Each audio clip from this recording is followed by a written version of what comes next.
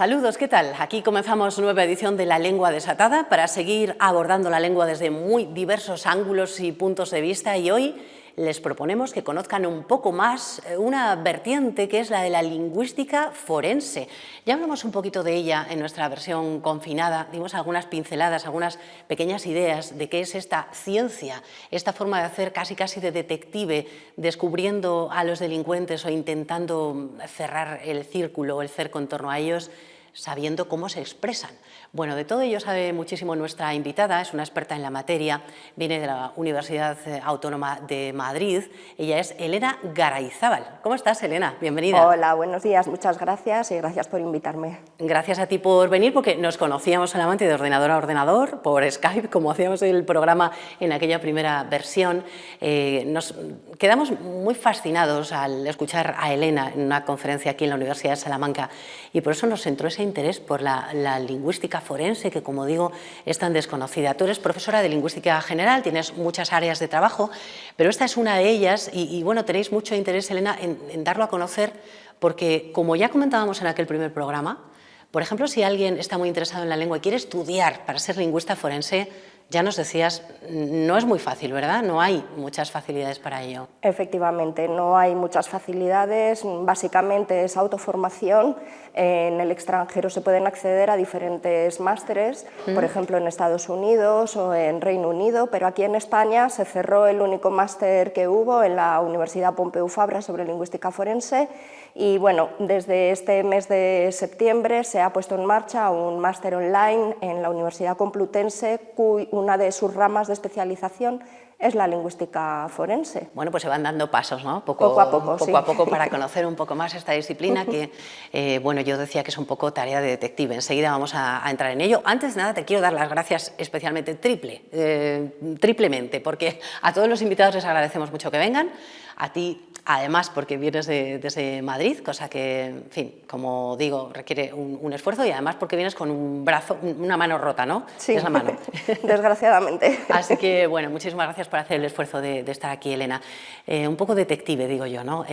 Se ha podido, no voy a decir detener a un delincuente simplemente por esto, pero esa colaboración con las fuerzas policiales ha ayudado en muchas ocasiones, por ejemplo, cuando hay un anónimo, cuando hay un texto que se puede analizar, ¿no?, para ir acotando lo que es una actuación delictiva.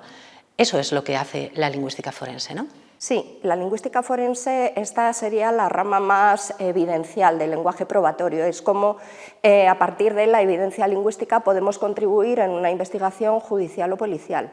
Y en ese sentido, pues sí, realmente podemos contribuir bastante. La pena es que, aquí voy a lanzar una pequeña denuncia, en España no se conoce y tampoco se cuenta demasiado con nosotros. O sea, la policía no dice, vamos a llamar a un experto que lea esto, a ver si hay alguna pista aquí Las escondida, fuerzas de seguridad en general no. Tengo que decir que, bueno, que por ejemplo, la Guardia Civil a veces, en algunas ocasiones, sí que ha contactado con expertos externos, pero quienes más nos contactan son abogados que tienen pues algún caso en el cual pues hay un escrito e incluso un audio en el que es importante analizarlo desde una perspectiva puramente lingüística. Claro, el texto, por supuesto, pues el léxico, el vocabulario que se utiliza, y si es una nota de voz, pues evidentemente la pronunciación, el acento que tenga esa persona. Los anónimos son una vía importantísima para descubrir pistas acerca de las personas. Algunas veces hemos conocido a través de los medios de comunicación que se ha llegado a resolver casos importantísimos gracias a eso. No sabemos si ahora hay muchos anónimos o no por escrito, pero sí, ¿no? Se siguen empleando. Se siguen empleando, y sobre todo anónimos pues que vienen a ser notas de voz en WhatsApp desde números desconocidos o anónimos en las redes sociales. Básicamente es eso, pero realmente dejamos ya de anonimizar. Dejamos de escribir aquellas notas que veíamos en muchas películas, ¿no? De déjeme usted el dinero, pero bueno, hay algunos casos, ¿no?, muy significativos, ¿no? Sí. ¿Podemos poner algún ejemplo sobre esto, verdad? Bueno, pues por ejemplo, podemos pensar en el caso de una nota de secuestro que En Estados Unidos se secuestró a una niña pequeñita y al final lo que ocurrió es que era una de las cuidadoras que cuidaba a la niña, que gracias a una palabra concreta, una expresión concreta de una zona concreta de Estados Unidos, pues es lo que permitió el encontrar a la persona, bueno, o por lo menos, claro, por lo menos ir cerrando un poquito el espacio en el que podría estar ese delincuente o esa delincuente. ¿La palabra cuál era? ¿Recuerdas ahora mismo? En concreto, en Estados Unidos la palabra era Devil's Strip, que es una expresión muy concreta de la zona de Akron, en Ohio, y se refiere a la parte con césped que hay entre la carretera y la acera. Ajá. Y es una expresión muy concreta de esa zona. Entonces eso fue lo que permitió a la policía acorralar o ver qué posibilidades había del entorno de la familia que viniera de Ohio y concretamente de Akron. Caramba. Y así fue. Y eso fue, estamos hablando de un caso en Estados Unidos. Sí. Hay algunos países, me contabas antes de empezar esta conversación ante las cámaras, que lo han hecho muy bien y lo que han hecho ha sido, oye, ya que existen estas notas, estos anónimos, vamos a recopilarlos y vamos a analizarlos lingüísticamente porque eso nos puede dar pistas, ¿no? ¿Aquí tenemos algo parecido a eso? En absoluto. Yo puedo decir que, por ejemplo, en la BKA, que es la Bundeskriminalamt de Alemania, ahí sí que guardan absolutamente todos los anónimos, también el FBI y la parte no solamente de conducta psicológica, sino también la parte de conducta lingüística, los tienen almacenados para poder extraer rasgos, simplemente pues por ver si hay algún patrón lingüístico de este tipo de personas. En España no podemos hacer eso, lo primero porque tenemos una ley de protección de datos muy severa, muy estricta, ¿no? Muy estricta, y eso es lo que impide que podamos crear ese tipo de corpus y de analizar esos datos desde un punto de vista lingüístico. Claro que eso sí que podría ayudar después, ¿no? Para hacer un perfil lingüístico, sí, por lo menos en algunos casos, ¿no? Lo que ocurre es que, claro, estas notas pues, son también muy variadas, ¿no? Pues son notas de secuestro, notas de amenaza.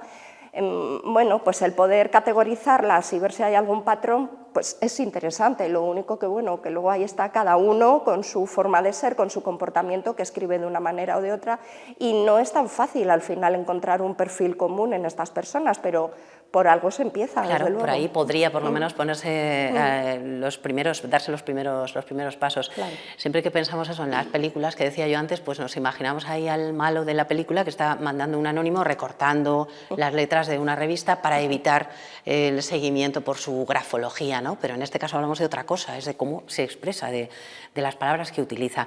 Como ahora se mandan menos anónimos ya, estamos hablando de notas de WhatsApp o de otro tipo de maneras de llegar a las personas para delinquir, una de las formas de delincuencia más grave, porque afecta sobre todo también a los menores, es lo que se llama el grooming, ¿no? El grooming no sé muy bien cómo traducirlo en castellano, acoso sexual, acoso en Internet. Sí, es como una especie de ciberacoso. En el fondo es una manera de captar a menores en las redes para poder obtener pues obtener una gratificación sexual, un chantaje a través del sexo, en realidad.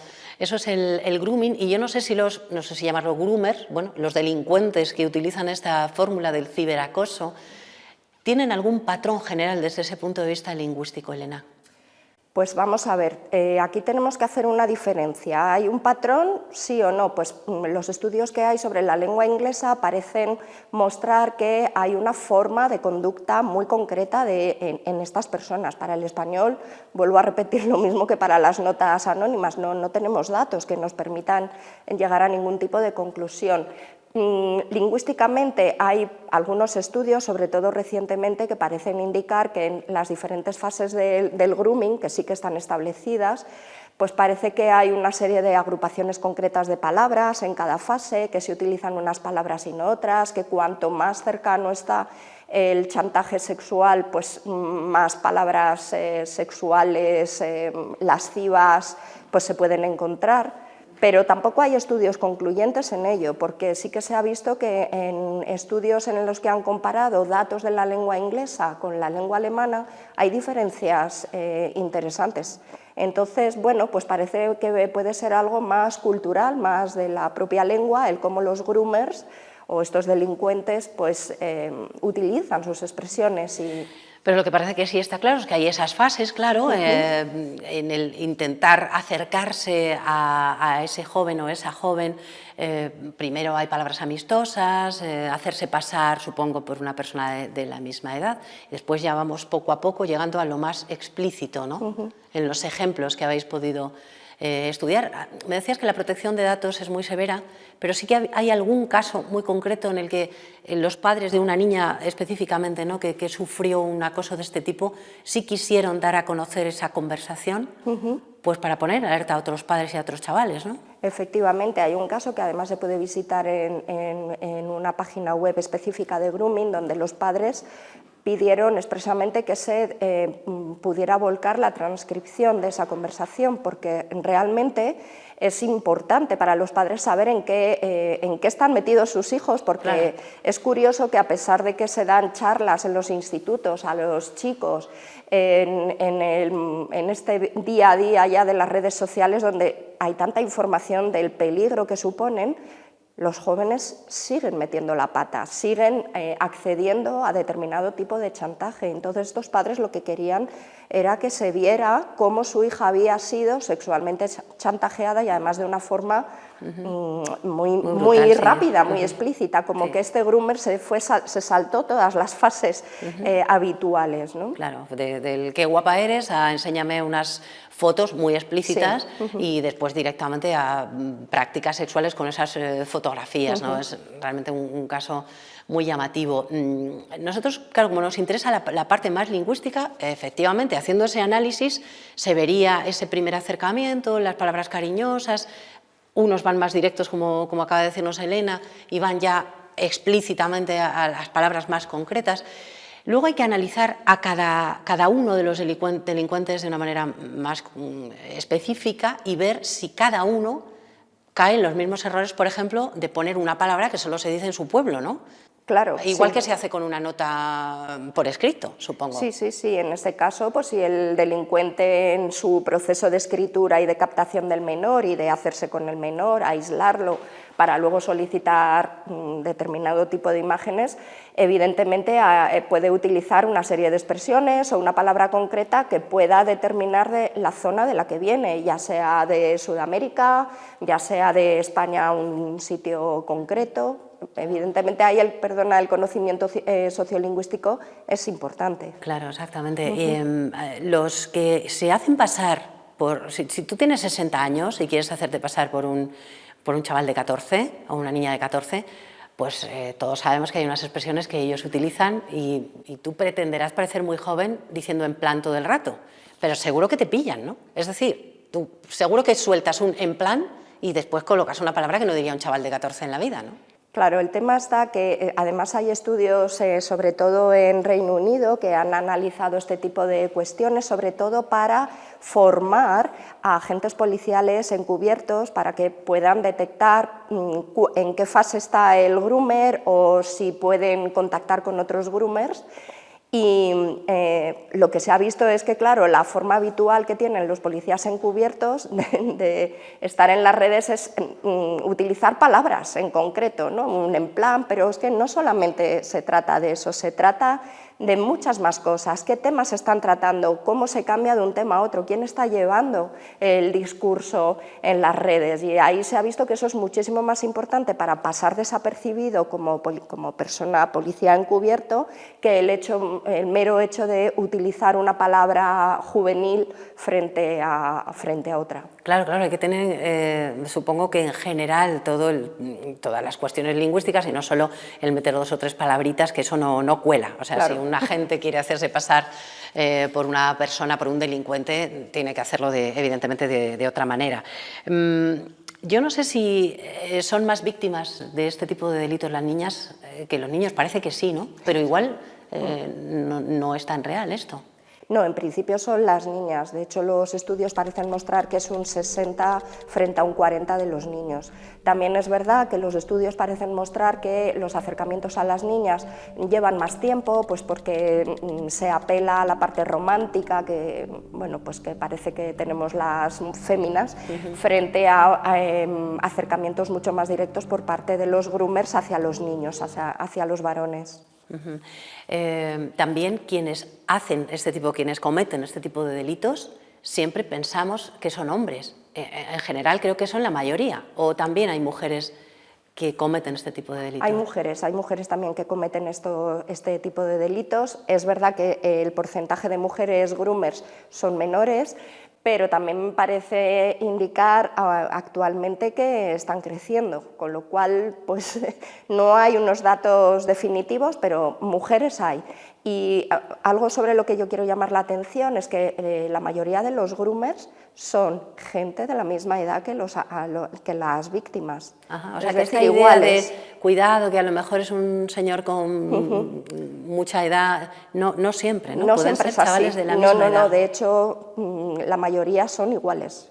El porcentaje mayoritario son iguales. Caramba. Bueno, esto supongo que cuando se dan esas charlas en los institutos y demás, pues ya lo explicará la policía, pero claro, también falta mucho para poder dar pistas a esos chicos y chicas de si hay algo que les puede despertar las sospechas, ¿no? Ahí creo que hay que profundizar muchísimo más.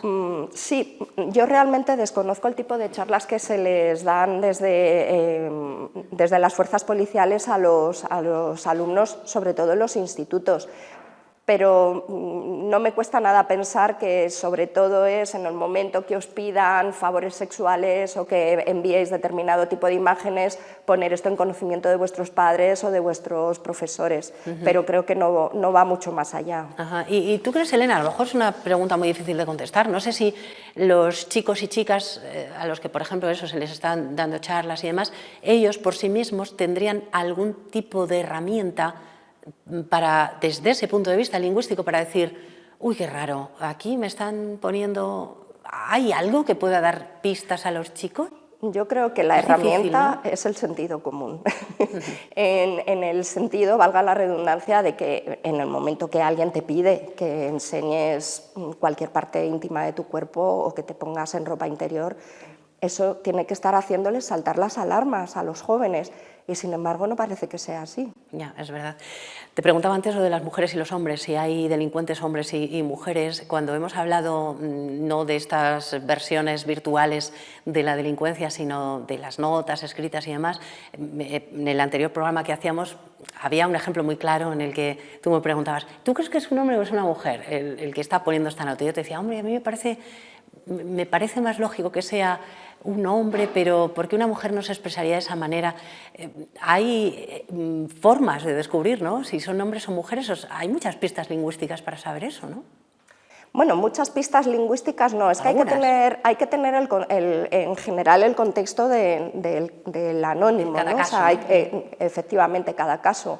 Por ejemplo, en el caso de los groomers, pues no sé, el que alguien te diga quiero que me enseñes las dos tetas, por ejemplo, a ver, una mujer en principio nunca diría las dos tetas, sino quiero que me enseñes las tetas. Entonces, el hecho de que se remarque el hecho de dos, yo tendería a pensar, ¿no?, que es un hombre.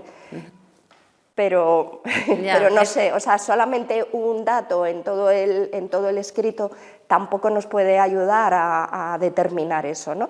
Pero sí que son pequeñas cositas que de repente te pueden ayudar a pensar. A pensar. No me parece que... Esto es algo raro. No me parece que sea una mujer. Una mujer diría esto, no lo diría... Eso me lo decías a propósito del ejemplo anterior del otro programa. Tenía que ver con la forma de referirse a los zapatos, si no recuerdo mal. Sí, ¿Te acuerdas de aquel ejemplo? Que era algo como zapatos planos. Sí, el de tacones planos, zapatos de tacones planos. Una mujer nunca diría tacones planos. No, diría zapatos con tacón o zapatos planos. Zapatos de tacón o zapatos planos, es verdad. Sí. Pero es raro que digas zapatos con tacón bajo plano, o plano, ¿no? Sí, eso, vamos, sería muy difícil que una mujer lo haga. Salvo que sea extranjera, que eso también es otro dato, ¿no? Que habría que descartar posibilidades.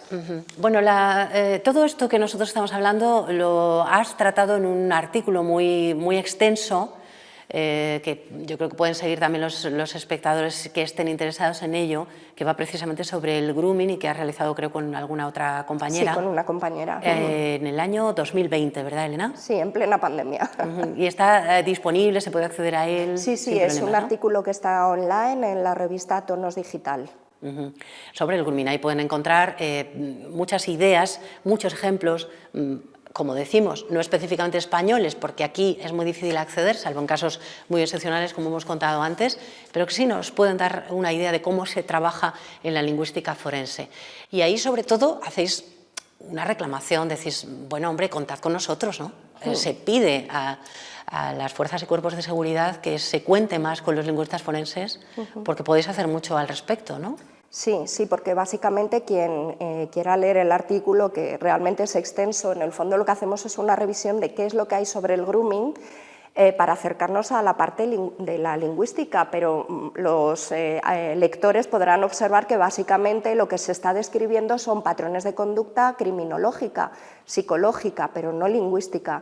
Y los pocos estudios que hay, que son además bastante recientes, sobre lo lingüístico, en España no hay ninguno. De hecho, nosotras, cuando escribimos ese artículo, sí que lanzamos una batería de preguntas a la Brigada Central de la Policía, del Cuerpo Nacional de Policía, y no nos respondieron a ninguna, y eran básicamente preguntas de sí o no, donde no tenían ni que desvelar cómo trabajan ellos, ni datos de las víctimas en absoluto, simplemente queríamos ver cómo se aproximan lingüísticamente a los datos de las grabaciones que ellos tienen y de los escritos que ellos tienen. No obtuvimos ningún tipo de respuesta.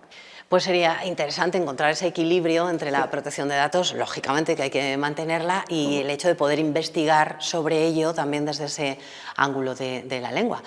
Es interesantísimo este tema, me gustaría seguir casos concretos en el momento en el que se pueda hablar de alguno, obviamente sin desvelar lo que no se debe, pues me encantaría poder analizarlo con más detalle y sobre todo, bueno, que sirva esta conversación de toque de atención para los chicos y chicas, para los padres y madres, y bueno, pues también para los que tienen en su mano el ir acorralando a estas personas que delinquen en las redes. Elena, se nos acaba el tiempo y como siempre, ya sabes que en el programa les pedimos a los invitados que nos traigan alguna recomendación, algún libro que les haya gustado, que les apetezca que no nos perdamos. Así que, ¿qué nos recomiendas, Elena? Pues un libro que he leído recientemente y que me ha encantado porque me ha removido muchas emociones y que creo que para la gente más o menos de mi edad, de los años 60, nacidos en los 60, creo que les va a gustar mucho, es el de Los ingratos, de Pedro Simón. ¿Por qué te ha gustado tanto? Cuéntanos algo más. Pues me ha gustado porque realmente pues refleja una sociedad que ahora ya no es tan reconocible, una sociedad de cuando los niños jugaban tranquilamente en el campo, de cómo Nos lleva un poquito aspectos ahí, ¿no? emocionales hacia determinadas personas que las vivimos de forma muy intensa en un momento determinado, luego nos olvidamos de ello y bueno, no sé, se me pone la piel de gallina, de hecho, hablando del libro. Eso es buena señal, cuando uno habla de un libro y se emociona así, es por algo, es porque ha dejado huella. Sí. Bueno, y en esta caja, ya sabes, Elena, vamos metiendo palabras que los invitados de La Lengua Desatada quieren que estén aquí rescatadas por alguna razón. ¿Qué has pensado? Porque en la versión confinada nos traías una muy bonita, que ya solamente fonéticamente es bonita, que es piélago, por otro lado nos hace como mirar al horizonte, al futuro, ¿no? ¿Hoy qué nos traes? Pues pensaba traeros la misma palabra, porque realmente es una palabra que me gusta muchísimo lo que evoca, me gusta mucho cómo suena y sobre todo esa paz y esa tranquilidad, pero también me gustaría tal vez proponer la palabra esperanza. Esperanza, bueno, claro, ¿por qué no? Porque además no la tenemos en la caja y es muy interesante que esté aquí junto con todas las que nos van llegando, unas son muy profundas y otras son, como digo yo, muy de andar por casa, pero todas nos vienen fenomenal. Esperanza, que nos hace falta a todos, aunque esta vez que nos vemos es mejor que la anterior porque ya no estamos confinados, no estamos allí en casa sufriendo los rigores de la pandemia. Y te agradezco muchísimo eso, que hayas podido venir físicamente y que hayamos podido hablar un poquito sobre esta cuestión tan importante.